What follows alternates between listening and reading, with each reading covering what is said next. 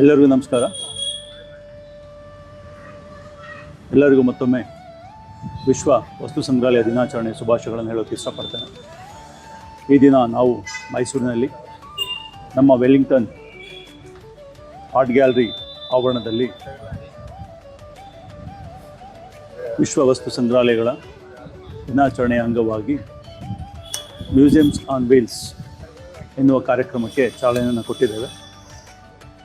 ಈ ಒಂದು ಕಾರ್ಯಕ್ರಮದಲ್ಲಿ ಮೈಸೂರು ನಗರದಲ್ಲಿರುವಂತಹ 4 ವಸ್ತು ಸಂಗ್ರಹಾಲಯಗಳಿಗೆ ಸಾರ್ವಜನಿಕರನ್ನು ಮತ್ತು ಆಸಕ್ತ ವಿದ್ಯಾರ್ಥಿಗಳನ್ನು ವಸ್ತು ಸಂಗ್ರಹಾಲಯಕ್ಕೆ ಕರೆದುಕೊಂಡು ಹೋಗಿ ವಸ್ತು ಸಂಗ್ರಹಾಲಯಗಳಲ್ಲಿರುವಂತಹ ಒಂದು ಕಲಾಕೃತಿಗಳ ಪರಿಚಯವನ್ನು ಮತ್ತು ಅದರ ಹಿಂದಿನ ಇತಿಹಾಸವನ್ನು ತಿಳಿಸುವಂಥ ಒಂದು ಪ್ರಯತ್ನ ಇಲಾಖೆ ಹಮ್ಮಿಕೊಂಡಿದೆ.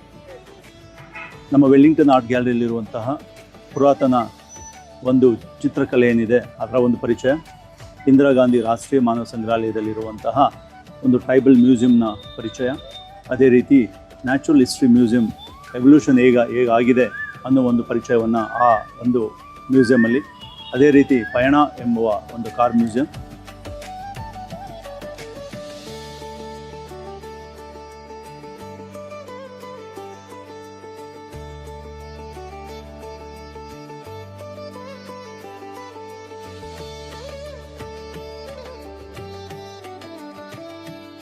ಮತ್ತು ಅಂತಿಮವಾಗಿ ನಮ್ಮ ರೈಲ್ವೆ ಇಲಾಖೆಯ ರೈಲ್ವೆ ಮ್ಯೂಸಿಯಂಗೆ ಕರೆದುಕೊಂಡು ಹೋಗಿ ವಿದ್ಯಾರ್ಥಿಗಳಿಗೆ ಮತ್ತು ಸಾರ್ವಜನಿಕರಿಗೆ ವಸ್ತು ಸಂಗ್ರಹಾಲಯಗಳು ಎಷ್ಟು ಮುಖ್ಯ ನಮ್ಮ ಜೀವನದಲ್ಲಿ, ವಸ್ತು ಸಂಗ್ರಹಾಲಯಗಳಿಗೆ ಯಾಕೆ ಭೇಟಿ ಮಾಡಬೇಕು, ವಸ್ತು ಸಂಗ್ರಹಾಲಯಗಳು ಎಷ್ಟು ಮುಖ್ಯ ಆಗುತ್ತೆ ನಮ್ಮ ಕಲಿಕಾ ಒಂದು ವಿಧಾನದಲ್ಲಿ ಎನ್ನುವ ಪರಿಚಯವನ್ನು ನಾವು ಮಾಡಿಕೊಡ್ತಾ ಇದ್ದೇವೆ.